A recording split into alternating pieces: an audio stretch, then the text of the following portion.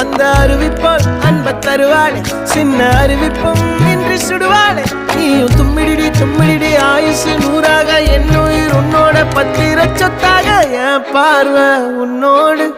உன் பொம்மை கண்ணோடு பேசாமல் விண்ணோடு நாம் மிதந்து போவோம் காதாரா